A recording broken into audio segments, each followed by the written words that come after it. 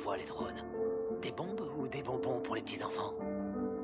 On tue 50 gamins pour avoir un terroriste. On paye pas le tiers-monde peut-être? On les laisse crever de faim et crever tout court pour maintenir notre niveau de vie. La situation est grave. Les discours pacifiques ne suffisent pas, on connaît les crimes, le réchauffement climatique est une réalité. On sait que les lobbyistes ont acheté Washington, on a vu l'effondrement de la bulle financière, mais on continue à imprimer de la monnaie pour retarder l'inéluctable. Dans 50 ans ou même avant, tout sera terminé. Nous sommes de plus en plus nombreux sur la planète et il y a de moins en moins de nourriture, d'eau et de pétrole. Dans une centaine d'années, il n'y aura plus de terre du tout.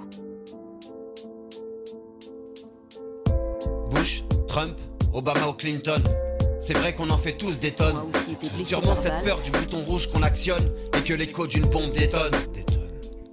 Comme 1945 sous mandat Truman. Tous ces civils que les missiles condamnent. Et dans ces villes, la ruine des domiciles et des cancers qui en émanent. Hiro Nagasaki, l'histoire d'un conquis combat l'inconquis. On vote souvent pour qui le mieux mitonne. Et quand préside un crapuleux, ça nous étonne. Dans tous les coins du monde ça pète. Des hommes toujours en quête de conquête fabriquent et lancent des roquettes ou vendent aux plus offrants des mitraillettes pour financer leurs strass, palaces et paillettes. Des gosses à qui l'on monte la tête pendant que leur plomb pète. Tous les plus malhonnêtes qui manient les manettes et manipulent au loin leurs marionnettes.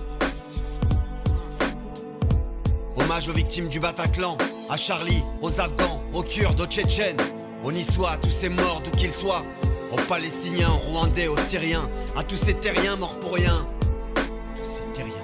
Tous les satyres qui tirent au flanc, au nom de qui, de quoi font-ils couler le sang des innocents? Au nom de qui, de quoi font-ils couler le sang des innocents? 1492, année Colombe, débute une hécatombe. Mohican, Cheyenne, Comanche et Apache, qu'on tue, qu'on lynche, qu'on attache et qu'on exploite à la tâche. Dès que le taf est fait, on enterre la hache. Beaucoup de mea culpa, mais qu'a-t-on fait pour que le sang ne coule plus, ne coule pas? 1848, après des ravages, on abolit l'esclavage pour ces tribus dites sauvages. Abolition pour tous, mise apartheid, même si ces chaînes cèdent. Les manifs et les révoltes se succèdent, dans leur pays tant décèdent. On emprisonne l'avocat Nelson, libération avant que son heure sonne. Sa présidence pour éviter que ça frictionne.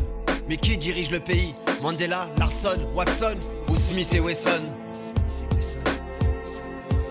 Ségrégation raciale, suivant la couleur faciale. Combien de dirigeants jugés à la cour martiale pour tous ces crimes ethniques, ainsi que les violences sociales? 1942, train terminal, solution finale. Des cerveaux qu'on lessive, déportation massive. Étoiles et matricules, application du SS fascicule. Des familles qu'on accule, qu'on vend, qu'on part, qu'on manipule ou qu'on brûle. Tout ça devant les gens qui jouaient les miros et dénonçaient la planque ainsi que les héros. Croix de bois, croix de fer, nombreux ont suivi Hitler en enfer. Et ça pour chiffrer leur affaire, demande à Bayer. Et ça demande à Bayer.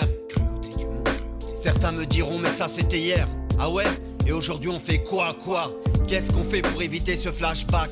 Quand je vois combien de lâches, bacs, flics, braques ou traques, leurs voisins juifs, beurre, blanc, black. Je retiens rien du passé, toujours une rage insensée dans son élan bien lancé qui parcourt le temps sur des temps espacés. 1968, histoire de le faire taire, on assassine le King Luther, pensant que d'une balle on enterre nos rêves d'un monde égalitaire.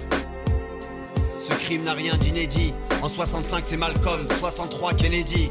Et bien avant c'est Gandhi. Mais aujourd'hui l'idée a grandi. On sait qu'une poignée de bandits cherche à provoquer l'incendie. Voilà, tout est dit.